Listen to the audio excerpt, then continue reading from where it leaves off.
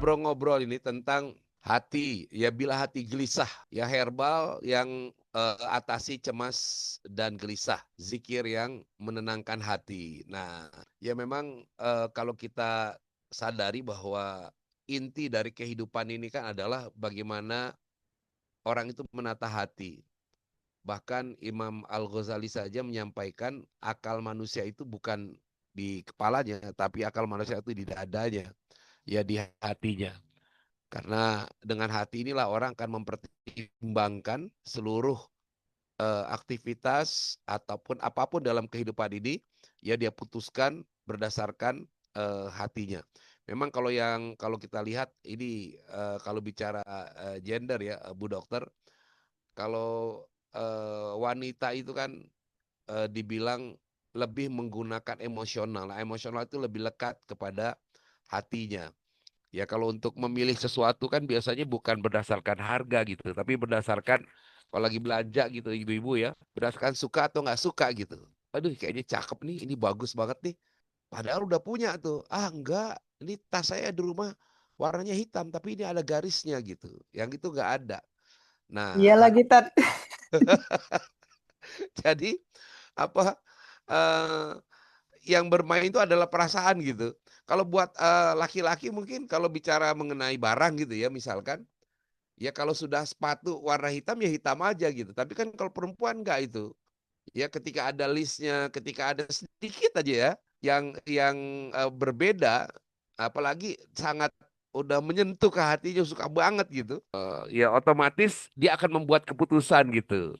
Ya kalau nggak dibeli kayaknya kepikiran mulu ya, apalagi kalau lagi jalan-jalan ke luar negeri gitu.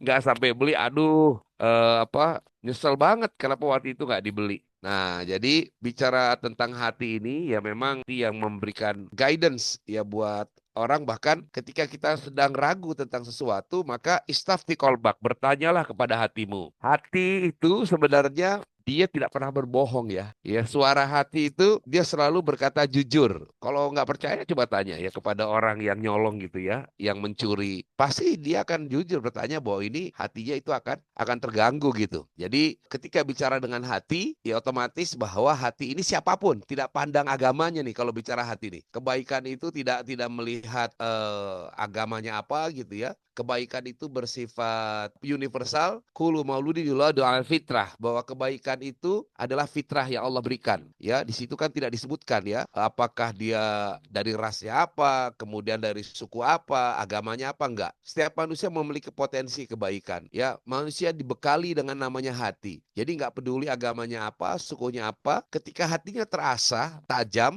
sensitif, maka dia bisa gitu menilai sesuatu itu apakah ini baik ataupun tidak. Nah, ketika orang ya banyak melakukan kesalahan atau kesalahan sudah menjadi sebuah kebiasaan, maka disitulah hatinya mulai mulai tertutup gitu. Jadi hati tertutup itu karena memang dosa-dosa yang kita lakukan. Ya, jadi suara hatinya itu semakin mengecil, semakin mengecil, semakin mengecil, dan bahkan bisa jadi tiada gitu, jadi nggak ada. Ya, tapi ketika orang itu memiliki sensitivitas yang besar, maka sesuatu yang tidak sesuai dengan hatinya, maka dia akan kemudian meronta-ronta gitu ya. Nah saya nggak tahu nih kasus sekarang kalau kita lihat sedikit menilai ya, ini Menkyu kita nih Pak Purbaya itu kan luar biasa gitu. Satu orang beliau saja ini seolah-olah bisa mengobrak-abrik situasi yang ada sekarang gitu. Dan saya yakin betul gitu bahwa apa yang beliau lakukan ini pertimbangannya hatinya aja. Buat beliau ketika sesuatu ini tidak nggak serak gitu, ada sesuatu yang salah. Nah beliau berani kemudian mengatakan itu salah, melawan. Nah orang-orang yang kemudian mengikuti suara hatinya, insya Allah akan terus dibimbing gitu. Ya tadi saya bilang ya bahwa bicara spiritualitas ini bukan cuma bicara mengenai agama dalam konteks kepercayaan, bicara soal keyakinan. Nah, keyakinan ini siapapun bisa memiliki keyakinan, siapapun memiliki sesuatu yang positif di dalam dirinya. Nah, saya pikir itu sedikit pengantar, dan tadi juga seperti biasa kita mendengarkan lagu Jagalah Hati. Lagu ini memang lagu yang fenomenal. Kalau yang Jadi hati gelisah nih ada nggak Ustaz dari Isnada? hati gelisah itu bukan ini. Sebenarnya ada satu lagu ya, itu bagus banget. Itu dari Malaysia sih sebenarnya. Oh, Nah, boleh. lirik itu begini nih. Hati bila selalu bersih, pandangannya akan menembus hijab Tapi hati bila dikotori, bisikannya bukan lagi kebenaran. Tapi hati bila dikotori, bisikannya bukan lagi kebenaran. Masya Allah. Masya Allah. Saya kalau Cakep. saya nggak tahan, dokter, kalau apa ya membawakan lirik ini lirik yang dibuat oleh teman-teman dari Malaysia ya. Dulu itu kan yang bikin ini teman-teman dari Arkom ya, peninggalan dari Abuya gitu. Dan memang lirik-lirik lagu dari Arkom ini banyak menyentuh ke hati ya. Dan Agim juga banyak terpengaruh oleh Arkom, termasuk gerakan beliau kan. Arkom itu dulu gerakan ekonomi yang sangat bagus gitu. Ya masuk seluruh lapisan. Nah termasuk juga melalui lagu-lagu ya. Nah salah satu turunan dari Arkom itu kalau secara grup musik yaitu Raihan, Iya, Hijaz. betul. Dulu awalnya The Zikr namanya. Ada The Zikr. zikir, ya. Nah, kemudian ketika Arkom dibubar, kemudian di Zikr nih ada yang menjadi Raihan, ada yang menjadi Hijaz, ada yang menjadi Saujana, ada banyak, ada lagi UNIC. Nah, jadi saya cukup banyak ini ya perkembangan nasyid. Ya ada lagi satu nasyid yang dulu sering dipakai, lagu Brothers. Hmm, Nah, kalau ya, Brothers ini kenal, kenal. perjuangan. Kenal, kenal, kenal. Biasanya tuh ada lagu yang suka dipakai nih ya. Lagunya itu selama ini ku mencari-cari teman yang sejati buat menemani perjuangan ini. Masya Allah. Itu zaman saya SMA, Tat. Mungkin Bapak atau teman-teman yang lain juga sempat merasakan ya bagaimana suasana kuliah dulu. Saya yakin teman-teman di sini juga banyak dulu yang aktivis ya, yang menggunakan nasyid ini sebagai media ya untuk berdakwah sekaligus hiburan gitu. Tapi nasyid gitu ya, lirik-lirik itu bisa menggugah jiwa juga ya, Ustadz ya. Bisa Ya, sebagai karena pengingat diri begitu. ya betul. Jadi hiburan itu kan macam-macam ya. Hiburan yang utama sebagai seorang, kalau seorang muslim itu adalah Al-Qur'an gitu. Hmm. Nah, tapi kan Al-Qur'an ini bisa diterjemahkan. Hmm. Ya, bahasa Al-Quran itu kemudian dibuatlah menjadi lirik-lirik lagu. Ingat nggak ketika lagunya Taufik Ismail yang dibawakan oleh almarhum Chrisye, akan tiba masa tak ada suara dari mulut kita. Itu kan dari Al-Quran juga. Ya, Masya Ya, itu Allah. luar biasa bagaimana Chrisye pada saat itu beliau nggak mampu menyanyikan. Ketika menyanyikan langsung menetikan air mata, menitikan air mata, dan lagu itu lagu yang dibuat satu kali take, nggak bisa diulang gitu. One take oke. Dan sangat powerful sekali, touchy ke hati kita, dan betul-betul membangun sebuah kesadaran ya bahwa apa yang kita lakukan ini ya nanti akan dipertanggungjawabkan dan semua anggota tubuh kita. Kan bener tuh ya, bicara tangan kita ya sekarang kan terbukti ya bagaimana kemudian dosa itu bukan dari mulut gitu, dosa itu dari jari-jari. Ngetik itu bisa membuat orang itu hancur seketika ya kan, gara-gara orang memposting. Nah jadi ya itulah. Nah makanya pertimbangan hati ini sekarang penting banget gitu. Mohon maaf kadangkala sekarang orang sering melihat ya anak-anak Gen Z itu kurang sensitif katanya gitu. Ketika berkomunikasi, bersosialisasi, kurang mampu untuk berempati. Gitu. Entar narsistik lagi jatuhnya itu. Jadi kalau kita bicara hati ini tidak ada yang tertinggal, tidak ada basinya gitu. Karena ini adalah komponen yang ada di dalam tubuh kita. Nah, memang asupan ini kan ada dua ya, teman-teman sekalian. Ada asupan yang sifatnya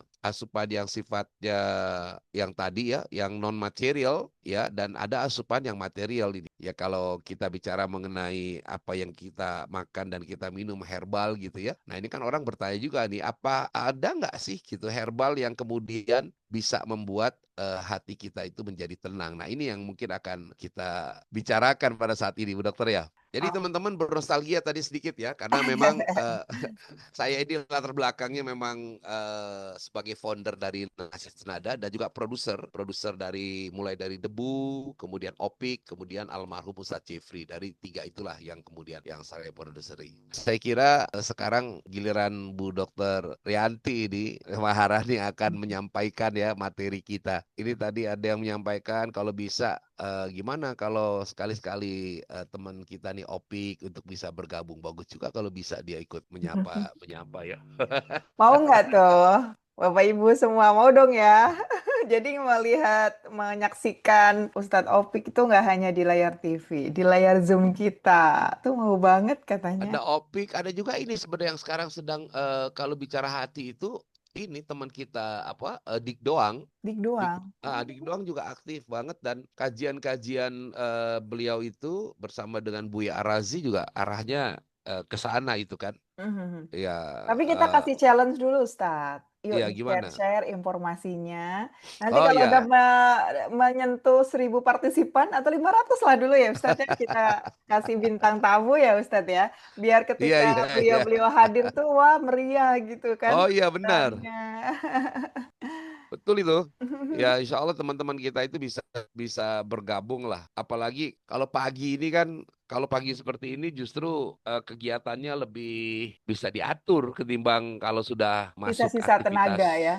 Kalau malam-malam Iya, tuh sisa tenaga, aduh. kayaknya betul juga nih. Masya Allah. Baik, dokter, kita sudah mulai bisa kita ini ya menyampaikan materi-materi yang kira-kira dibutuhkan nih oleh teman-teman kita para sahabat sehat yang sudah bergabung Oke. di pagi hari ini. Silakan dokter. Ya, baik. Terima kasih Ustadz. Jadi insya Allah 30 menit ke depan saya akan menyampaikan apa sih herbal yang bisa kita upayakan di rumah agar bisa menanggulangi hati yang gelisah. Kalau tadi Ustadz menghibur kita dengan nasyid, dengan lirik-lirik yang bermakna ya, dengan irama yang menggugah hati, itu juga merupakan satu upaya kita agar kita bisa terhindar dari gelisah. Saya mau tanya deh, Bapak Ibu ketika mendengar lirik-lirik lagu dari Ustadz tadi dengan makna yang luar biasa, apa yang dirasakan? Boleh saya tahu? Boleh ketik di kolom chat? Apa sih yang kita rasakan ketika kita mendengar alunan yang menenangkan hati? Mengajak untuk ingat kepada Allah, pemilik hati kita. Ada yang sudah chat di kolom? Oh ini ada. Damai, tenang. Nah ini sebetulnya bidangnya Ustadz Agus Idwar. Karena Bapak Ibu ini fun fact ya. Bapak Ibu mungkin belum tahu. Jadi Ustadz Agus Idwar ini sedang mengambil studi doktoral dan kalau tidak salah saya dengar, beliau mengambil riset tentang nasyid nih. Nah makanya pas banget memang ilmunya. Jadi beliau memang sangat mendalami, tidak hanya membawakan alunan nasyid, tapi betul-betul memaknai dari nasyid dan memberikan satu upaya agar nasyid ini bisa lebih terasa gitu manfaatnya ya untuk kita semua. Kemudian ada terhibur juga. Itu merupakan upaya kita agar kita terhindar dari rasa gelisah dan cemas ya. Dan Bapak Ibu, kadang-kadang rasa cemas dan gelisah ini seringkali kita nyahkan, kita rasa-rasa apa ini gitu ya. Tidak tervalidasi, betul nggak? Kayaknya kalau kita cemas itu sebuah rasa yang tidak jelas, abu-abu. Kalau marah, itu kita paham ya, oh ini marah. Kecewa juga tahu kalau kecewa kan tidak sesuai dengan ekspektasi. Tapi kalau cemas, rasanya ya nggak nyaman aja gitu ya. Tapi ada juga yang sudah membuat gejala psikis. Dari cemas itu akhirnya berdebar-debar. Dari gelisah itu nggak bisa tidur. Itu merupakan simptom atau tanda. Dan ketika Bapak Ibu merasakan itu, Bapak Ibu tidak sendiri. Karena di dunia ini ternyata kejadian cemas ini 4% dari seluruh populasi. Jadi tidak sendiri ya. Sekitar 300 juta orang ya di dunia ini menderita kecemasan. Pertanyaannya, apakah kita salah satu di antaranya? Dari mana sih gangguan cemas itu datang? Sekarang adalah era digital dan di antaranya 30% pengguna handphone atau smartphone ini merasa kesepian dan 58% merasa media sosial ini memperburuk kesehatan mentalnya. Makanya ada yang, oke, saya selama 1 minggu atau selama 1 bulan saya tidak akan membuka medsos. Ada yang sampai seperti itu, Bapak Ibu ya. Mudah-mudahan kita tidak termasuk salah satunya. Kenapa sih kita harus concern terhadap hal ini? Yang pertama, mempengaruhi kesehatan fisik. Bisa sampai stres yang berkelanjutan yang dinamakan stres kronis ini dapat meningkatkan resiko hipertensi, jantung, stroke, bahkan meningkatkan resiko kesehatan mental. Kemudian, lebih jauh dari itu, akan mempengaruhi kehidupan sehari-hari. Dan apa yang terjadi? Dalam jangka panjang, Bapak Ibu mengenal istilah burnout. Nah, burnout ini merupakan gangguan kesehatan yang terus-menerus atau kronis. Jadi, kita sudah tidak bisa memungkiri ya bahwa ada hubungan antara stres, kecemasan, depresi, bahkan gejala fisik. Yang paling gampang kelihatan gejala fisik atau simptom itu apa? Sembelit Bapak Ibu, konstipasi. Nah, sadar nggak? Sering, banyak bahkan ya yang tanya ke saya, "Dok, herbal untuk sembelit itu apa, Dok?" Orang-orang fokus ke sembelitnya, tapi tidak mau meneliti, tidak mau mencari tahu kenapa dirinya sembelit. Ternyata di sini nih, bukan kata saya, tapi kata jurnal. Bukti ilmiah membuktikan 22% mengalami konstipasi fungsional. Terdapat hubungan yang sangat signifikan antara stres, tingkat kecemasan, dan depresi dengan kejadian konstipasi fungsional. Jadi, kenapa disebut konstipasi fungsional? Artinya tidak ada gangguan anatomi, tetapi gangguan fungsi. Gangguan fungsinya terganggu akibat ada kecemasan. Kecemasan berhubungan dengan tingkat stres. Siapa yang baru nyadar? Ketik ampun. Saya banget. Relate ya Bu Untari. Jadi, agar tidak berlarut-larut, kecuali pada anak kecil, bisa jadi anak kecil juga ada stres, yaitu dia mungkin kecapean main, atau dia cemas besok ada tugas apa gitu ya. Itu juga bisa mengakibatkan itu. Tapi kebanyakan pada anak kecil itu disebabkan karena pola makan.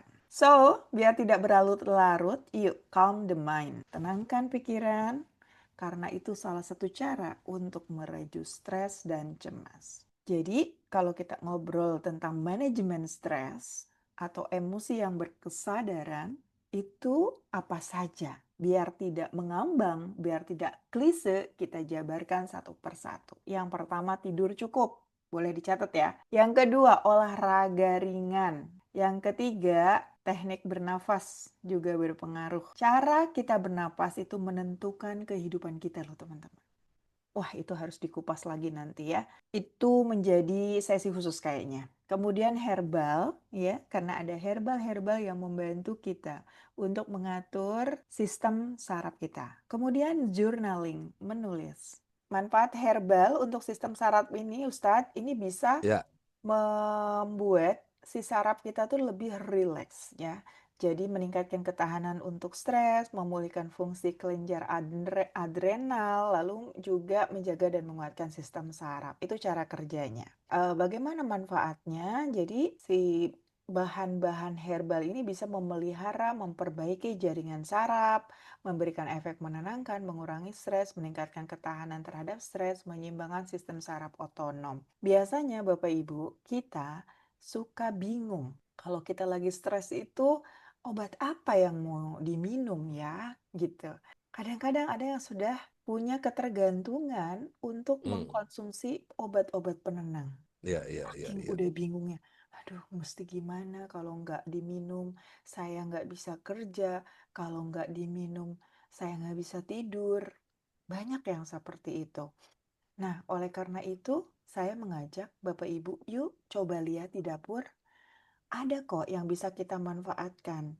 Mungkin kita belum tahu aja apa aja herbal-herbal yang bisa kita manfaatkan ya, yang bisa kita gunakan untuk mengurangi stres dan kecemasan. Tapi Bapak Ibu ingat ya, meskipun herbal ini aman, tetap harus sesuai dosis dan takaran, harus sesuai dengan indikasi, harus sesuai dengan kegunaannya ya. Jadi kita harus paham mana yang harus kita gunakan. Dan banyak juga yang bertanya, "Dok, herbal sama obat sintetis itu apa bedanya?" Jadi kalau herbal Bapak Ibu, salah satu perbedaannya adalah dari senyawanya, bahan aktifnya. Obat herbal mengandung berbagai senyawa sehingga memiliki efek yang banyak ya, dan dia saling mendukung, komplement, saling sinergis. Sedangkan pada obat sintetis biasanya satu obat sintetis diciptakan untuk satu manfaat atau satu kegunaan. Jadi, memang efeknya lebih cepat karena dia menyasar pada satu sel target. Tetapi kalau obat herbal biasanya dia berfungsi untuk menyeimbangkan seluruh komponen tubuh kita gitu, termasuk mind and body, pikiran dan fisik kita juga hati kita. Sehingga saya mau share nih herbal-herbal yang bisa untuk menjaga sistem kekebalan tubuh, menjaga kesehatan pencernaan, mengurangi stres dan kecemasan, dan Hmm. mengurangi peradangan. Jadi kita nggak fokusnya gimana caranya biar stresnya bisa berkurang, tapi secara keseluruhan. Begitu. Nah, contohnya nih yang paling gampang Ustadz. Ustadz juga Ya. sering sepertinya ya menggunakan ramuan ini. Untuk meningkatkan kekebalan tubuh dan juga untuk menjaga kesehatan pencernaan. Ada jahe, peppermint, sama kunyit. Wah, itu Hmm. udah enak banget ditambah madu ya. Kalau saya biasanya ditambah setetes stevia, karena jam segini tuh biasanya saya masih fasting Ustadz, masih intermittent fasting. Jadi enak banget gitu kalau kita membiasakan membuat pola makan yang nyaman di diri kita sesuai dengan ritme sirkadian tubuh. Jadi tubuh saat ini itu lagi bersih-bersih sampai jam 10. Hmm. Biasanya jam 10 saya baru lapar Ustadz. Nah, Ya, ya, ya. gimana caranya biar tidak membatalkan fasting saya? Jadi kalau minum herbal, ramuan itu saya gunakannya adalah pemanis alami. Biasanya saya gunakan stevia stevia. Nah, stevia ini dia ekstrak dari daun stevia. Jadi, ketika saya gunakan pemanis alami, tidak akan mengganggu fasting saya, Ustadz, karena zero Hmm. kalori, kemudian zero glukosa juga. Jadi tetap Ya, ya. bisa puasa sampai jam 10 bahkan sampai jam 12. Nah, ini resep langsung saya nih. Ini langsung di-share ini dan langsung Iya, dibuktikan memang. betul. Jadi kadang-kadang kan kita suka apa ya, tidak teratur, makannya nggak enak kan, rasanya ke Ya, perut dan itu mempengaruhi ke mood kita. Kenapa? Karena jadi Ustadz kita punya yang namanya hormon bahagia yaitu ya, ya. serotonin, ya. Serotonin itu dia bermanfaat untuk menumbuhkan hormon bahagia di kita. Tapi Hmm. ternyata serotonin itu tidak banyak ya, tidak banyak diproduksi di otak kita, justru di Ya. usus kita. Melalui gut brain axis itu ada jalur antara usus kita dan otak. Jadi usus kita itu adalah otak kedua kita. Ketika pencernaan kita sehat, insya Allah pikiran waras. Hmm. Silakan buktikan. Kalau pencernaan lagi tantrum, lagi acak-acakan nih ya, ya ya tiba-tiba melilit lah, ya tiba-tiba perih lah, pasti mood jadi nggak enak. Pernah Iya, nggak iya, Tan iya. mengalami pengalaman begitu ketika mau ngisi ceramah? Iya.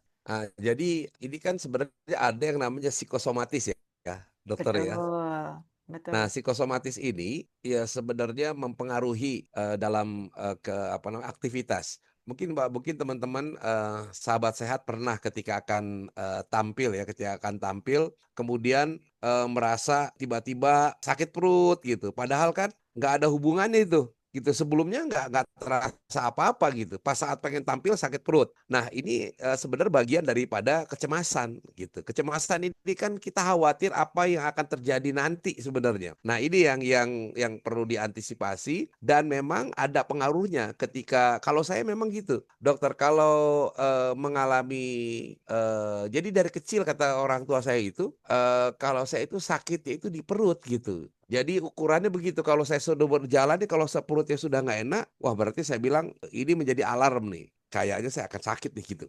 Nah Mhm, seperti itu mhm. tuh. Nah, iya Jadi betul, lebih betul. lebih ke situ sebenarnya. Iya betul. Karena memang itu tadi, ternyata yang namanya ada hormon serotonin itu diproduksinya di usus ya. Hmm. Dan itu menentukan kita merasakan bahagia. Jadi bahagia itu bisa diusahakan, Ustaz. Setuju? Ya. Jadi mari kita usahakan bahagia dengan menyimak webinar setiap Rabu pagi dan Jumat pagi. Masih bersama saya dan Ustadz Agus Idwar. Gitu ya, Ustadz. Masya Allah. Benar, benar, benar. Saya ini mau menyampaikan kenapa webinarnya Dokter Yanti diadainnya pagi-pagi. Justru itu, ya kan? Kita memulai pagi itu dengan semangat, dengan hal yang baik-baik, dengan yang menyejukkan hati dan jiwa gitu. Insya Allah sepanjang hari rasanya indah. Benar. Coba Itu kan harus deh. dimulai dari awal itu. Kalau kita mengawali Betul, pagi ini dengan sesuatu yang positif, dengan penuh semangat, tidak akan kebawa sampai ya betul. sampai seterusnya. Dan memang kan yang namanya kan ada peribahasa itu bahwa ketika orang itu bangun pagi, maka rezekinya apa namanya akan berbeda dengan yang bangun kesiangan. Orang bilang kan gini, jangan bangun siang-siang loh, ntar rezeki dipatok ayam, kan bahasa orang tua tuh begitu. Betul, Ustaz. Terus kita juga mengenal kan ada kuliah subuh. Ya, Nah, ya. jangan sampai kuliah subuh kebiasaan yang baik seperti itu hanya diikuti pada saat bulan puasa aja. Anggap aja kita sekarang riado ya Ustadz, latihan. Benar, benar. Sampai akhirnya nanti di bulan puasa kita sudah terbiasa menyimak kajian subuh-subuh, habis sholat subuh nggak tidur Ya. lagi. Mudah-mudahan ini menjadi kebiasaan baik. Karena kebiasaan itu harus dipola. Ada studi yang membuktikan bahwa segala sesuatu yang dilakukan berulang-ulang minimal 90 Hmm. hari itu akan menjadi lifestyle atau gaya hidup. Jadi, kalau kita lakukan seperti ini terus nih, Ya, iya. berulang-ulang, mengikuti kajian subuh, mengikuti webinar yang bermanfaat, insya Allah itu akan menjadi sebuah kebutuhan nantinya, tidak hanya Iya, kebiasaan. Jadi betul. mudah-mudahan jadi energi pagi dan bisa meningkatkan mood teman-teman seharian, insya Allah ya. Mungkin ada juga yang Ada. sambil nganterin anak sekolah, sambil pergi ke kantor, sambil berada di KRL. Biasanya kebiasaan orang-orang kota nih, orang-orang Jakarta nih, jam Iya, segini iya. udah nangkring di KRL. Bapak Ibu, selain menyimak juga yuk share sebanyak-banyaknya. Mudah-mudahan nanti kalau udah 500 partisipan, kita bisa undang tuh Ustadz Opik, Ustadz Dik Doang, Iya. dan teman-teman yang berpengaruh yang lainnya ya. Mereka biasanya kan jamaahnya ribuan, Ustadz. Oh iya, betul. Iya kan? Karena jamaahnya atau fans-fansnya juga ya. Ada yang sengajain datang hanya untuk foto, Masya Allah ya. Bapak Ibu, saya mau tanya, ada yang merasa susah tidur atau punya gangguan tidur? Kuncinya, Bapak Ibu coba gunakan bahan-bahan yang kaya dengan magnesium. Karena Hmm. magnesium ini merupakan masker relaksan. Kalau Bapak Ibu nyari magnesium itu kebanyakan suplemennya itu datang dari luar negeri. Jadi harus impor, harus pesan. Nah, padahal kita bisa cari alternatifnya dari makanan, dari bahan herbal, apa saja yang mengandung magnesium. Nah, kalsium dan magnesium ini akan membantu untuk merilekkan tubuh ya. Ada apa saja contoh makannya? Almond, ada wijen, Hmm. ada chamomile, akar valerian, kemudian juga bisa sereh, dan yang paling menendang adalah biji pala. Jadi biji pala itu kita ambil 1/5 bagian aja itu bikin teler. Terus ada lagi kangkung. Kangkung juga kaya magnesium. Jadi jangan heran kalau habis makan Hmm. kangkung ngebawaannya lemes. Jadi kalau misalkan makan siang makan kangkung, aduh pasti habis itu kok enak ya kayaknya kalau tidur. Nah, cocoknya kalau masak kangkung tuh buat makan malam aja. Jangan Oh, pagi-pagi sarapan kangkung. Ya, gimana mau semangat ya. Ternyata ada juga herbal-herbal yang bikin kulit kita sehat ya. Nah, ini sifatnya lebih kayak menenangkan kulit. Ini hmm. ngaruh sih buat saya Ustadz. Jadi gini, kadang-kadang Ya, ya, kita nggak kerasa ya, kulit kita itu rasanya kok kasar, ya, terus kering, gatel, tiba-tiba bikin kita tuh jadi kurang apa ya, kurang mood gitu ya. Jadi nggak mood Ustaz. ya. Simple aja. Saya oleskan lotion dari lidah buaya, saya balurkan ke kulit, tahu nggak Ustaz? Rasanya, Hmm. perasaan saya langsung nyes gitu. Langsung kayak Hmm. kulit saya lembut tuh jadi ngaruh banget ke tubuh kita gitu. Ya, ya. Itu ngaruh banget. Jadi teman-teman ternyata jangan sepelekan ya, permukaan luar kita kulit itu bisa mempengaruhi mood kita juga. Nah, apa saja yang bisa mempengaruhi herbal-herbal yang bermanfaat untuk kecantikan, untuk kesehatan kulit yaitu aloe vera, lidah buaya. Jadi sifatnya memang melembabkan. Selain itu juga punya vitamin C dan E. Kemudian yang kedua, kunyit. Kunyit ini kemana-mana pasti bermanfaat. Mau ngobrolin nyeri, mau ngobrolin radang, kunyit dong. andalannya, tapi ternyata ngobrolin mood, kunyit juga berpengaruh. Karena banyak studi, banyak penelitian membuktikan mengkonsumsi kunyit itu bisa mengurangi tingkat depresi, mengurangi level stres, dan meningkatkan kebahagiaan. Buat teman-teman yang ya ngerasa cemas, ngerasa gelisah, coba konsumsi kunyit boleh ditambah jahe dan serai. Ya, every day. Jadi jadikan itu minuman harian. Itu akan Hmm. membantu untuk mengurangi stres. Kalau Kemudian kunyit ini, asem itu gimana kunyit dokter Mas asam suka? juga bagus, kunyit Karena saya asam. suka kalau ada yang jualan jamu itu, Mm-mm. ya saya paling suka dengan kunyit asam karena rasanya juga enak gitu. Enak, seger ya Ustadz. Iya, Iya dan betul. asam itu memperbaiki penyerapan si kunyit di dalam tubuh kita, Ustadz. Jadi lebih banyak diserap lagi kadar kurkuminoid yang terkandung di dalam kunyit. Berarti Jadi tiap hari nggak apa-apa ya kita konsumsi ya? nggak apa-apa, itu memang ramuan untuk dikonsumsi harian. Paling banyak berapa sih? 1 gelas paling juga, ya kan? Iya, iya. Gitu. Karena orang gini, maaf dokter deh saya Mm-mm. potong kan. Jadi orang tuh suka berasumsi ya, apalagi yang memang medical oriented gitu ya, Ya. artinya dia tidak menggunakan herbal. Kayak beberapa waktu yang lalu kita ini juga ada di chat itu, Mhm. dia mengatakan, wah apakah nggak bahaya tuh setiap hari herbal, terutama ke ginjalnya gitu loh. Ya, ketika kita mengkonsumsi herbalnya jenisnya tepat, takarannya tepat, cara pengolahannya tepat, ya nggak perlu dikhawatirkan dong. Nggak perlu Hmm, dikhawatirkan gitu. Makanya saya selalu mengajak teman-teman, yuk belajar herbal bareng Dokter Yanti. iya, iya, Gitu, iya. termasuk di webinar ini, Ustaz. Masya Allah. Iya, nah itu tentang kunyit. Lalu teh hijau. Nih teh Hmm, hijau ini bagus banget kalau dibiasakan untuk diminum pagi-pagi. Karena teh hijau ini bikin kita fokus, bikin kita semangat. Terutama buat teman-teman yang bekerja, satu. Kemudian buat teman-teman yang kuliah, yang sekolah nih kayak saya. Dan buat ibu-ibu di rumah, biar fokus ngerjain rumah tangga nih. Tugas mulia ya kan? Tugas negara. Jadi, awali dengan segelas teh hijau. Kenapa? Karena di dalam teh hijau ini ada kandungan namanya EGCG, epigalokatekin galat. hmm. Ini efek antioksidannya kuat, antiinflamasinya juga kuat. Bahkan menetralkan radikal bebas penyebab aging, penyebab penuaan dini, mengurangi stres, melindungi sel-sel kulit, melindungi nggak cuma kulit sih ya, sel-sel yang rusak. Jadi teh hijau ini multifungsi. Dia bisa meningkatkan sirkulasi darah, memberikan tampilan kulit yang cantik. Wah, benar-benar.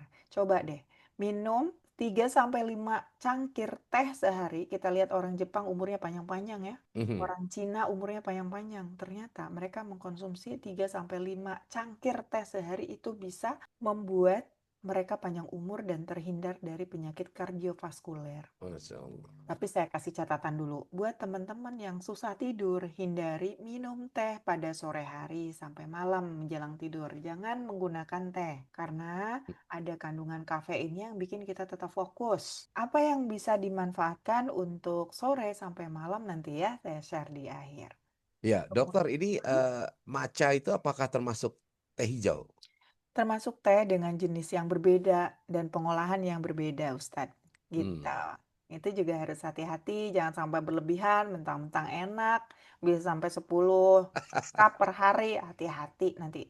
Tetap ada toksiknya, tetap ada keracunannya kalau dikonsumsi berlebihan. Apa ya Ustadz? Ada hadisnya kan, segala sesuatu jangan Ya berlebih, berlebihan. iya tidak baik memang. Tidak baik. Gitu. Iya. Nah, ini ya teman-teman, teman-teman juga bisa mengkonsumsi akar manis.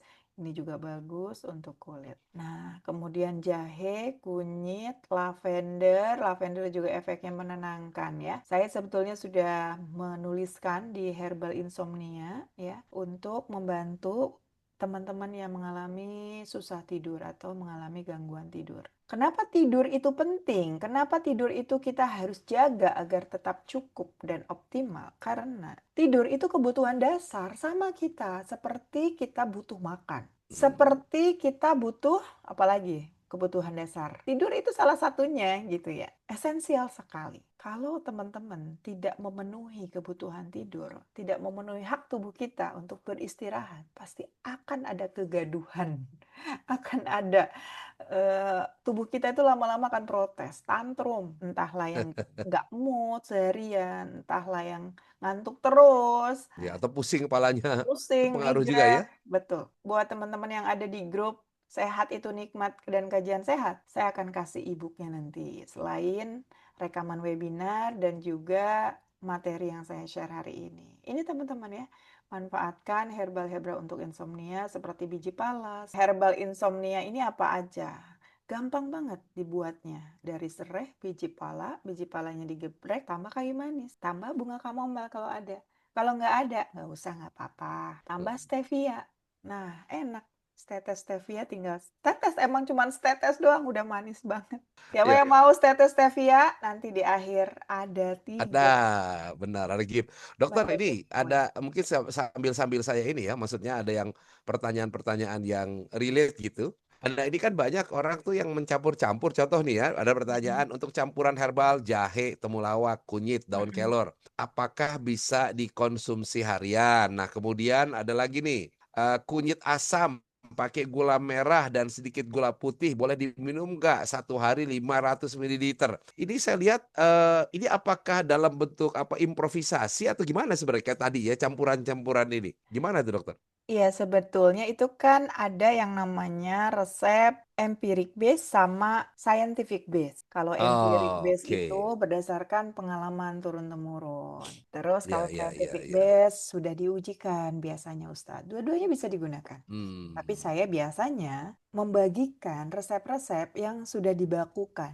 Baik itu empiric base maupun scientific base. Ada bukunya, ada panduannya. Oleh karena itu, saya Nah, membuat grup-grup edukasi, Ustadz, untuk iya, iya. memberikan awareness. Ini ada resep-resep yang bisa saya bagikan, gitu. Saya pasti akan bagikan di grup edukasi. Jadi, grup edukasi Dokter Yanti itu banyak. Ada yang juga khusus tanya jawab, ya.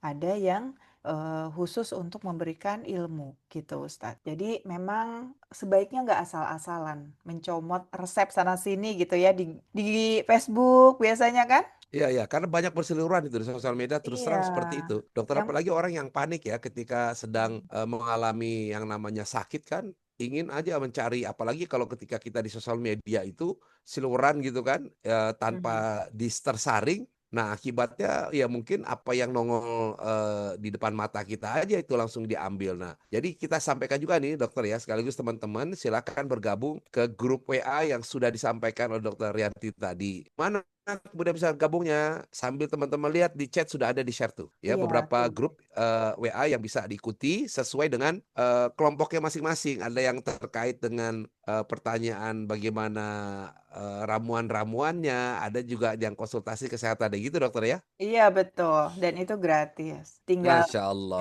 luar maunya biasa aja. ini dokter Yanti amalnya banyak banget ini. Amin, ya Allah Ustadz, dosa saya juga banyak, jadi saya harus imbangi. Salah satu caranya biar Tuh, tetap balance, namanya kita manusia ya, setiap hari ada aja kesalahan yang kita buat ya. ya, Tapi ya, Masya semoga kita nabung Allah. sebanyak-banyaknya kan Ustadz, insya Allah gitu. Semoga Allah Ya, karena meridhoi memang kita. kulu bani Adam khoto gitu kan. Wahai roto Hmm. at-tawwabun. Setiap anak Adam itu kan berdosa, nggak mungkin nggak berdosa gitu kan. Nah, tapi sebaik yang pendosa adalah mereka yang bertaubat. Baik, Masya sekali Allah. lagi nih, dokter sekarang kan sedang lagi ngetren memang maca di mana-mana. Dan bahkan kemarin di radio saya mendengarkan gitu, mendengarkan bahwa khusus untuk perempuan, nah ini katanya nih ya, Mm. berdasarkan dia bacain penelitian, khusus untuk wanita ternyata dengan mengkonsumsi matcha itu lebih konsentrasi dibandingkan dia dengan ngopi. Saya nggak tahu ini apakah ini karena perang branding atau ngetren gitu, atau memang itu yang sebenarnya gitu. Sekarang ini terjadi di mana-mana orang kalau dulu kan ngopi yuk, sekarang matcha Nah, itu gitu. Ustaz. Jadi tren ini. Nah, Betul, ini mungkin Ustaz. perlu disikapi juga. Ini yang harus teman-teman tahu. Kafein di teh itu ternyata lebih tinggi loh daripada kafein di kopi. Kadang-kadang tuh Oh, orang tuh nyepelein, dikiranya ya cuman teh doang. Taunya nggak tidur semalaman. Cuman kita harus paham kapan kita butuh kafein yang iya, iya, terdapat pada iya. teh atau kopi. Kapan kita melepaskan diri dari itu. ini masalahnya kebiasaan orang-orang minum kopi kekinian, minum teh dengan segala macam bentukannya sekarang Ustadz. Ustadz kalau pergi ke mall-mall besar di Jakarta, Ya, ada satu gerai kopi dari luar dan itu tuh seperti ikonik anak-anak zaman sekarang. Jadi kalau udah swafoto maupun difotoin gitu ya, megang itu cangkir, rasanya udah nyampe banget ya. Udah nyampe oh, banget sebagai culture anak-anak zaman sekarang, zaman now. Itu harga satu gelasnya sekitar 30 ribuan ke atas, Ustadz. Dan itu jadi ikonik. Teman-teman tapi sadar nggak kapan dibutuhkan itu? Jangan sembarangan. Jadi kalau misalkan ada ya, bahan teh, ada bahan kopi, teman-teman lihat dari timingnya, dari waktunya yang pertama ya. Kalau misalkan kita butuh istirahat, stop minum itu. Kemudian yang kedua takarannya, jangan berlebihan. 1 sampai 2 cangkir atau 1 sampai 2 cup masih oke lah. Tapi kalau misalkan ya.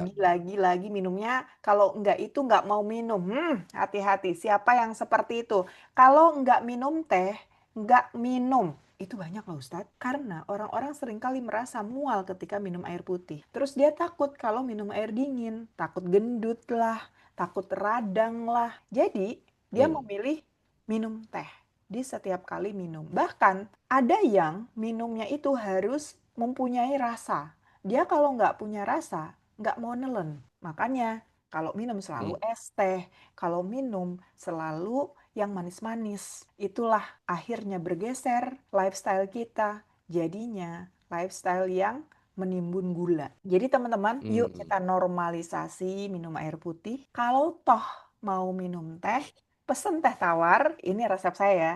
Teh Ya, tawar ya. pakai es, tetesin setetes 2 tetes stevia. Itu manjur banget. Saya tetap badannya langsing, ya kan? Tanpa khawatir gendut karena gula ini menyumbang berat badan bertambah. Sangat-sangat menyumbang. Gampang banget Ustadz, saya kalau misalkan mengkonsumsi manis-manis banyak ya di hari itu, Ya. waduh, itu mah. Mungkin karena ya sudah mulai ya bertambah usia, jadi metabolismenya sudah tidak secepat dulu. Jadi yang harusnya di-convert menjadi energi malah ditimbun di hati, kemudian di Hmm. jaringan-jaringan otot-otot kita. Jadi nggak masuk sebagai tenaga, tapi masuk di peredaran darah aja gitu. Akhirnya Masya gula darah Allah. sering melonjak tinggi. Hati-hati teman-teman ya. Itu Jadi gulanya apa aja, normalisasi dokter? Semua gula atau beda? Misalkan gula merah gitu ya, dengan gula pasir. gula yang menyumbang kalori, Ustaz. Nah, Oh. meskipun memang ada beberapa gula yang indeks glikemiknya lebih rendah dibandingkan gula rafinasi ya. Tapi ya tetap aja itu ada kalorinya, tetap aja nyumbang. Kalau misalkan teman-teman mengkonsumsi gula hariannya itu lebih dari 40 gram sehari, nah itu melebihi batas maksimal kebutuhan harian kita. Hmm. Pasti itu akan ditabung jadi lemak. Pasti akan ditabung jadi trigliserid yang tinggi dan sebagainya. Ya, tuh kan ada yang nanya, Dan boleh dokter boleh. gula aren gimana? Gula aren Iya, aman sama nggak? ada kalori juga itu. Apa stevia bagus Oh, untuk diabetes bagus, bahkan banyak jurnal penelitiannya dia membantu untuk pemulihan kadar gula darah menjadi lebih normal. Kalau mau pesen stevia di mana? Boleh di-share ya, Kak Yasmin ya. Kak Yasmin boleh di-share untuk link tetes stevianya. kayaknya ibu saya perlu juga nih, karena dia udah pakai gula itu kan apa tuh, yang kecil-kecil itu loh, Hmm, dokter. iya. Gula yang ya tahu lah dokter ya, yang kesasetan yang kecil itu. Mm-mm, mm-mm, Nah, mm. itu untuk supaya Jadi ini katanya mungkin merupakan bisa diganti dengan gula dengan stevia ini ya. betul, itu recommended buat saya dan alhamdulillah sudah bertahun-tahun ya saya. Ya itu dia jadi lifestyle kan, jadi lifestyle. Jadi kita nggak gampang untuk bentar-bentar mesen teh manis lah, mesen minuman yang warna-warni, yang manis-manis gitu. Karena kita sayang tubuh kita. Kenapa kita harus mengurangi konsumsi gula harian kita? Karena gula ini ya Ustadz, apalagi gula rafinasi, Ya, itu sumber peradangan di dalam tubuh kita. Jadi kalau kita konsumsinya berlebihan dan juga terus-menerus gitu ya, itu akan menjadi trigger untuk ada peradangan di dalam tingkat sel kita gitu, yang akhirnya menjadi penyakit kronis, akhirnya menjadi diabetes lah, yang akhirnya menjadi jerawat, yang akhirnya menjadi kulit kusam. Itu yang paling kecil efeknya ya. Tapi yang dahsyatnya itu terjadi yang namanya sindroma metabolik. Ya sudah mah kena gula, ya sudah mah kena hipertensi, gagal ginjal, naudzubillah. Jadi teman-teman, melalui webinar rutin ini yuk kita tingkatkan kesadaran kita untuk menjaga pola hidup sehat. Dan saya kalau menyampaikan pola hidup sehat itu nggak pernah setengah-setengah. Langsung ke step-stepnya, langsung dibimbing. Tek, tek, tek. Ini, kalau pola, kita bicarain pola, itu pasti ya itu-itu aja. Ya, Ya, ya, dan ya. kita melakukan itu-itu aja secara konsisten. Gitu, Ustadz. Oke, Ustadz. Mungkin kalau dari saya seperti itu, ya jangan Luar lupa biasa. teman-teman kalau mau belajar herbal ini dan dapatkan informasi-informasi terkait dengan edukasi herbal di sini, kemudian sehat itu nikmat, ini tinggal scan-scan aja biar gampang masuknya. Di Sehat Itu Nikmat Community, ibarat itu kita jamaahnya kita ya Ustadz ya. Ya, Jamaah kajian sehat juga. Jadi teman-teman bisa intent mendapatkan informasi link-link tanpa harus konfirmasi lagi. Memang ada beberapa yang udah saya masukkan ke dalam list saya untuk share. Tapi kan barangkali ada yang terlewat, nah mendingan masuk ke sini. Jadi insya Allah dapat link-linknya. Kalau mau mendapatkan informasi edukasi herbal secara rutin setiap hari di sini, di Edukasi Herbal Dokter Rianti. baik. Terus, ya Dokter kayaknya kita akan jawab atau kalau ada kita berikan kesempatan ya, kalau ada yang mau bertanya secara langsung boleh kali ya, boleh boleh Ustadz, biar ada boleh. interaksi. Silakan, Boleh, boleh, boleh. Bapak Ibu sekalian, yang ingin bisa unjuk tangan. Raise hand yuk. Assalamualaikum. Assalamualaikum. Waalaikumsalam. Dengan siapa ini? Waalaikumsalam. Saya Ati, Pak Ustadz. Iya. Nun Ini sewu. Mbak Ati, ini Mbak saya nih. Eh, Yes, Silakan Mbak Ati. dulu itu silakan. kalau saya kan orang Jogja asli, Pak Ustadz. Jadi keluarga saya itu seringnya tuh minum nasgitel, panas legi kental. Itu kan nikmat sekali ya, Pak. Iya bener. Iya kan? Panas legi kental itu istilah zaman dahulu itu nasgitel, panas Hmm. legi kental. Nah, itu eh, di depan rumah saya tuh dulu tuh penjual kopi jos, Pak, sebelah utara stasiun Tugu itu. Itu tuh wah kalau udah minum itu nikmat sekali itu loh. Apalagi badan kita agak nggak enak itu minum itu rasanya tuh ada kekuatan gitu kan. Iya, Karena kan apa anget panas gitu kan. Sepertinya tuh udah lega kalau udah minum itu. Nah, itu timbunan-timbunan itu apakah nanti akan timbul lagi, Dok ya? Gitu loh, ya, baik. Mbak Rianti. Nggih.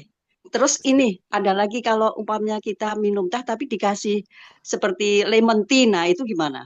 Itulah. Apakah itu bisa menetralisir gulanya gitu? Nuwun sewu, matur nuwun. Assalamualaikum Iya. warahmatullahi wabarakatuh. Waalaikumsalam warahmatullahi wabarakatuh. Satu lagi mungkin dari Bang Titan ini. Silakan, udah Boleh, biar tangan. Setelah sekalian ini ya. kita bisa jawab. Ya, Oke. silakan. Assalamualaikum dok.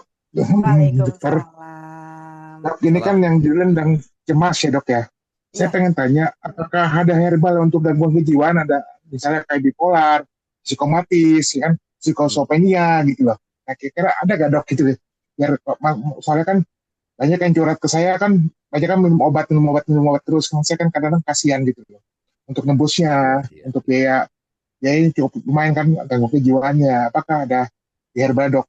Terus yang kedua, misalnya kalau cemas itu berarti lambungnya juga bermasalah dok ya, bener nggak? Gitu loh. Lambung itu juga bermasalah. Terus saya mendengar kan kalau cemas itu berarti lambungnya juga parah katanya, bener nggak? Ya, Oke, gitu oke. dok, itu aja. Baik, terima kasih. Bang Titan, silakan. Dokter Yanti, dua langsung ya. Iya, Terima kasih yang yang sudah bertanya. pertama nih dari Mbak Ati. Mbak Ati, apa namanya, Wasgitel ya. Iya. Jawa Tengah, Jogja, dan sekitarnya nih. Sangat sangat apa ya, melestarikan budaya minum teh. Tehnya bukan sembarang teh was gitu. Bahkan di Solo itu Ustaz, Ya, tehnya itu diracik dari 3 jenis teh yang berbeda. Tiga oh, jenis merek kalau nggak salah, 3 sampai 5. Jadi memang racikannya berbeda. Ustaz kalau misalkan ngambil teh, mau menyeduh kan paling ambil satu merek ya. iya betul. Ternyata kalau saya ke Solo, ya di Wedangan itu tehnya beda rasanya. Ternyata rahasianya ada di situ. Racikan tehnya dari 3 brand yang berbeda Campur ya. dicampur, ada campurannya. Keren juga itu kayaknya. Nah, masalahnya teh itu sebenarnya bagus ya. Teh itu sebenarnya adalah antioksidan. Ya, Hanya ya. saja, ya itu dia, karena ini di setiap hari, terus juga dikonsumsinya dengan apa namanya, gula yang sangat banyak gitu. Hmm. Sehingga hati-hati, lama-lama itu akan menyebabkan peradangan di dalam tubuh kita. Nah, kemudian apakah itu mengendap dan tidak dikeluarkan gitu si teh-teh? Teh itu kan dan ada tanin, ada polifenol ya. Sebetulnya itu dikeluarkan lagi di saat kita pipis. Jadi memang sifatnya itu Hmm. diuretik ya. Jadi nanti akan keluar lewat pipis. Yang penting nih ya, teman-teman, imbangi dengan minum air putih. Gitu. Jadi jangan sampai ada sisa-sisa metabolit apalah dari makanan, minuman yang menyisa di ginjal kita sehingga akan jadi batu ginjal dan sebagainya. Oke, kebutuhan air minumnya tercukupi. Bagaimana cara menghitungnya? Bisa menggunakan rumus seperti ini, 50 ml per kilogram berat badan. Silakan hitung sendiri. Kalau saya kurang lebih 3 liter. Jadi kalau saya isi ini 3 kali dalam sehari. Itu cara kita membuat pola untuk kesehatan tubuh kita sendiri gitu ya. Penuhi kebutuhan minumnya agar apa yang kita konsumsi tetap sehat. Bang Yang Titan tadi. Bang Titan untuk kecemasan ada Bang, tapi tidak untuk menggantikan. Tidak untuk menggantikan. Apa saja yang bermanfaat untuk fungsi sistem saraf kita? Yang pertama pegagan atau Centella asiatica, kalau di Bandung dikenalnya antanan. Yang kedua ginkgo biloba. Yang ketiga kunyit, karena ada penelitian kunyit itu mengurangi resiko depresi. Biasanya schizofren ada juga yang disebabkan atau ada gejala depresinya ya. Kemudian bipolar gitu ya. Tapi kalau dari saya tidak hanya herbal, ada juga nutrisi-nutrisi penting yang kita perlu penuhi dari makanan maupun dari suplementasi. Contoh, magnesium penting banget untuk kesehatan mental kita. Kemudian ada juga asam folat. Jadi tidak hanya herbal, tapi vitamin-vitamin yang dibutuhkan oleh tubuh. Meskipun dalam jumlah kecil, tapi kita perlu. Nah, itu harus dicukupi. Gitu ya, Bang Titan. Catatan dari saya, tidak menggantikan, tapi untuk melengkapi. Baik, dokter, ini kalau kita bicara mengenai kecemasan ya di dalam konteks agama gitu, ini ada cemas, kan kita bicara cemas dan gelisah gitu. Nah, cemas tuh bahasa Arabnya itu kolak gitu. Cemas ini adalah kekhawatiran terhadap sesuatu yang belum tentu akan terjadi. Nah, itu kecemasan. Nah, memang sekarang ini masyarakat kita ini banyak mengalami kecemasan global gitu. Ya, karena kekhawatiran bagaimana keadaan ekonomi besok, bagaimana melihat situasi Indonesia sekarang. Nah, hal-hal inilah ditambah lagi dengan berita yang mengatakan bahwa wah, ini akan terjadi chaos dan segala macam. Ini akan membangun kekhawatiran seseorang. Nah, kekhawatiran ini sebenarnya cara mengatasinya nanti sama juga ya dengan kegelisahan. Ya, artinya semua hal-hal yang zikir, ala zikrillahi tatmainul qulub. Nah, cuman bedanya kalau bicara cemas tadi karena untuk menghadapi hal yang ke depan yang belum tentu terjadi, ya makanya harus meningkatkan tawakal kita, kepasrahan kepada Allah. Nah, kalau gelisah ini lebih kepada karena banyaknya kesalahan dan dosa yang kita lakukan, maka muncullah kegelisahan. Ya, nggak tenang gitu. Ya, kalau kita misalkan gitu ya, kalau orang yang biasa sholat tepat waktu, walaupun ini tidak dosa, pasti dia merasa gelisah tuh. Ya, kalau dengar suara azan aja, kalau nggak ke masjid atau nggak langsung sholat tuh gelisah. Ya, nah kemudian orang yang tidak biasa melakukan tindak kesalahan, contoh misalkan orang pertama kali diajak korupsi, mencuri, itu pasti gelisah. Ya, gelisah banget itu karena takut ya Allah ini dosa. Tapi ketika ya dosa itu dilakukan berulang-ulang, tingkat kegelisahannya mulai berkurang.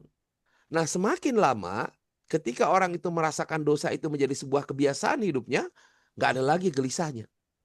Ya karena apa? Sudah baal hatinya. Nah di sanalah makanya bahayanya ketika orang sudah sampai pada tahap khatamallahu ala qulubihim. Ketika Allah mengunci mati hati seseorang, maka sensitivitas itu nggak ada. Makanya kegelisahan ini sebenarnya adalah bagian hal yang positif. Ya, jadi bukan saja kegelisahan itu selalu dianggap sebagai hal yang negatif. Justru kegelisahan ini bisa menjadi warning bagi seseorang ya bahwa dia ini memiliki sensitivitas hati untuk terhadap sesuatu yang tidak suatu kesalahan gitu. Nah, ada lagi yang namanya itu was-was. Nah, apa bedanya gitu? Kalau was-was ini di surat An-Nas ya, yuwaswisu fi sudurin nas, adalah bisikan. Jadi kalau cemas, gelisah itu adalah faktor internal, sementara was-was ini ada pengaruh dari eksternalnya. Ya, ya tadi itu setan. Setan ini kan bisa dari kalangan jin dan manusia gitu. Artinya bisa karena bisikan ke hati oleh jin yang tidak tampak, atau karena bisikan-bisikan orang-orang di sekitarnya yang membuat dia menjadi was-was nih. Ya mau melangkah, ini benar nggak ya, benar nggak ya, benar nggak ya? Karena terlalu banyak informasi, terlalu banyak pendapat. Ya makanya kita perlu yang namanya keteguhan hati, minta doa kepada Allah. Nah, untuk supaya kita itu hati kita yang pertama itu terhindar dari perasaan gelisah, ya kita harus banyak-banyak istighfar. Apalagi dengan doa istighfar, Sayyidul Istighfar yang saya diajarkan oleh guru saya itu, ya Allahumma anta rabbi la ilaha illa anta khalaqtani wa ana abduka wa ana ala ahdika wa wa'dika mastata'tu dan seterusnya. Nah, ini sebenarnya doa yang paling mujarab ya untuk apa? Untuk kita itu merontokkan dosa-dosa kita dengan Sayyidul Istighfar tadi. Jadi kalau Dokter Yanti bicara tadi bagaimana herbalnya, nah dari sisi pendekatan agama ya akan lebih bagus kalau seandainya ini dipadukan. Nah, terus juga bagaimana agar kita itu tidak cemas gitu. Nah, yang harus meningkatkan ketakwaan. Ada sebuah ya boleh dibilang zikir ya yang sering kita dengar. Sebenarnya ini untuk apa? Untuk meringankan hati kita, menghindarkan kecemasan ya. Judulnya ini yang Hasbi Robbi. Dokter mungkin pernah dengar kali ya? Yang Coba Hasbi Ustadz. Oh Robbi. iya, coba Ustadz. Hasbi Rabbi Jalallah ma fi qalbi illallah alal hadi sallallahu la ilaha illallah hasbi Rabbi Jalallah ma fi qalbi ghairallah, bisa ghairallah atau ilallah, alal hadi sallallahu la ilaha illallah. Sambil tenang gitu, hasbi Rabbi Jalallah ma fi qalbi ghairallah alal hadi sallallahu la ilaha illallah. Judulnya apa? Artinya cukup bagiku Allah. Di lagunya Opik juga ada itu. Cukup bagiku Allah. Nah, ini yang ketika kita merasakan bahwa hanya Allah yang ada di kita, Allah yang menentukan takdir dan kehidupan kita. Nah, keyakinan inilah yang kemudian akan mengikis kecemasan tadi. Jadi, kecemasan itu bisa ya dikurangi atau bahkan dihilangkan apabila kita benar-benar tawakal, menyerahkan diri kita kepada Allah, mau terjadi apa ke besok, ya udah kita tawakal aja kepada Allah. Nah, tapi tawakal itu bukan berarti diam, ada ikhtiar. Dan bahkan satu hal yang menarik adalah disampaikan dalam satu hadis, ketika pun kalau kita tahu besok itu akan kiamat, gak boleh kemudian diam. Ya, ketika besok kita akan kiamat, ya kamu tetap bekerja, tetap menanam pohon. Nah, jadi itulah yang diajarkan Islam. Ya, artinya tawakal itu bukan kita itu ya udah terserah deh diinjak kaki ya enggak apa-apa toh gitu, enggak begitu. Tawakal menyerahkan kepada Allah tapi dibarengi dengan ikhtiar yang maksimal. Kalau kata Agim dulu itu adalah bulatkan tekad, sempurnakan ikhtiar. Nah, bahasanya seperti itu. Jadi inilah kalau kita melihat dari dua sisi tadi bagaimana kemudian kita memandang kecemasan dan kegelisahan yang di samping tadi Dokter Yanti sudah menyampaikan resep-resep secara herbal mediknya. Nah, kita bantu juga dengan hal-hal yang bersifat spiritual. Seperti itu kira-kira teman-teman sekalian. Insya Allah. Ini udah gak terasa ini. Sebentar lagi kelihatannya kita harus berpisah nih dokter. Teman-teman, kalau yang jawabannya belum bisa saya jawab di sini, teman-teman gabung di grup Q&A ya. Insya Allah silahkan nanti saya akan buka hari ini sesi pertanyaan grup sahabat Dokter Yanti. Di situ teman-teman bisa bertanya, nanti akan saya jawab lebih lengkap dari A sampai Z-nya sebelah sini. Oke Ustadz, silahkan Ustadz. Baik, ini sepertinya waktu kita sudah mendekati untuk berpisah ya. Barangkali ada closing statement dulu nih dari Dokter Yanti yang akan disampaikan. Silakan dulu, dokter. Saya hanya mengingatkan aja Ustadz, Ya, jadi buat teman-teman yang ingin belajar herbal untuk menjadi seorang profesional, ingin belajar herbal bahkan mungkin ya tidak untuk orang lain tapi untuk diri sendiri dan keluarga juga boleh. Ada nanti herbal professional class saya buat, jadi teman-teman boleh bergabung di grup yang tadi, nanti akan ada informasinya. Kemudian pengumuman dari Stevia ya, merupakan rekomendasi saya untuk menggunakan gula yang alami dari stevia. Pemenangnya mungkin saya pilih dari penanya terbaik aja nanti di akhir acara Ustadz, setelah Ustadz selesai membawakan acara ya. baik teman-teman sekalian, ya di akhir penghujung acara ini, mari sama-sama kita menenangkan hati kita ya. Kita mencoba untuk mendekatkan diri kepada Allah. Kita mencoba untuk merenung agar apa yang kita lakukan dalam kehidupan ini senantiasa mendapatkan bimbingan dari Allah Subhanahu wa taala. Baik, mari sama-sama ya kita mengawali dengan istighfar bareng-bareng boleh ya? Astagfirullah Rabbal baraya, astagfirullah minal khotoya. Silakan gak apa-apa, mikrofonnya dibuka, dikeluarkan suaranya sama-sama, kita beristighfar, memohon ampun kepada Allah agar hari ini kita mengawali kehidupan kita, mengawali aktivitas kita dengan kita hati yang tenang. Yuk sama-sama sambil saya bimbing ya. Astagfirullahaladzim, astagfirullahaladzim, astagfirullahaladzim. Allah anta rabbi la ilaha illa anta khalaqtani wa ana abduka wa ana ala ahdika wa wa'dika mastata'tu a'udzubika min syarri ma sana'tu abu laka bi ni'matika alayya wa abu bi zanbi faghfirli fa innahu la yaghfirudz dzunuba illa anta. Allahumma shalli ala sayidina Muhammad wa ala ali sayidina Muhammad. Ya Allah, terima kasih Kau telah memberikan banyak nikmat kepada kami. Nikmat yang tidak terhitung jumlahnya ya Allah. Nikmat yang senantiasa tak henti-hentinya Engkau sampaikan kepada diri ini. Namun diri ini kadang-kala lalai dengan nikmat tersebut ya Allah. Diri ini lupa berterima kasih kepada Engkau ya Allah. Bahkan seringkali nikmat itu kami gunakan untuk hal-hal yang tidak baik ya Allah. Untuk hal-hal yang merusak diri ini ya Allah.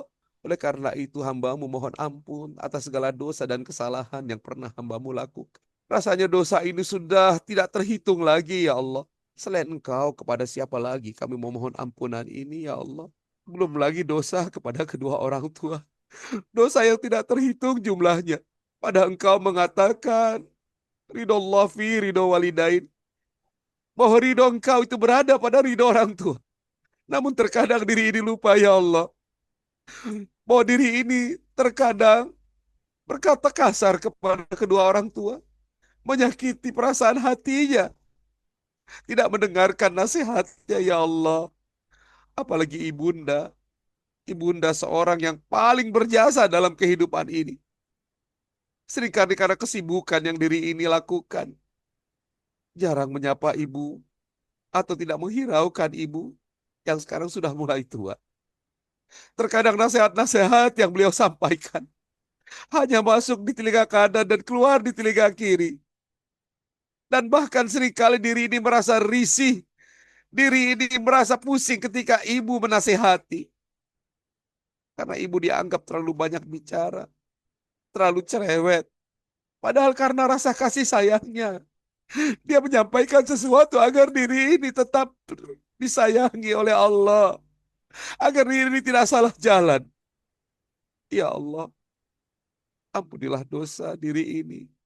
Dosa kepada orang tua. Ampunilah dosa orang tua kami ya Allah. baik yang ada maupun yang sudah tiada. Bagi yang sudah tiada, kami mohon ya Allah, Allahumma fir lahum warhamhum wa'afi wa'fu anhum. Allahumma la tahrimna ajrahum wa la tabtina ba'dahu waghfir lana wa lahum ya Allah. Lapangkan kubur mereka, terangi kubur mereka. Jadikan kubur mereka sebagai taman surga yang indah ya Allah. Sayangi mereka ya Allah, sayangi mereka ya Allah. Tenangkan mereka di alam barzah sana ya Allah. Jadikanlah kesejukan di alam barzah sana ya Allah. Diri ini belum bisa memberikan yang terbaik untuk orang tua. Namun izinkan diri ini menyampaikan yang terbaik doa pada pagi hari ini ya Allah. Agar orang tua diselamatkan baik yang sudah tiada maupun yang masih ada, Engkau berikan kesehatan ya Allah. Kalaupun yang sakit-sakitan Kau sembuhkan ya Allah. Manta syafi ismi ya syafi, Engkaulah yang memiliki kekuatan untuk menyembuhkan ya Allah. Diri yang hina ini, diri yang tidak pantas ini, merayu Engkau dengan kata-kata ya Allah. Merayu Engkau dengan doa ya Allah. Jadikan hari ini menjadi hari yang terbaik, yang lebih baik daripada hari-hari yang sebelumnya.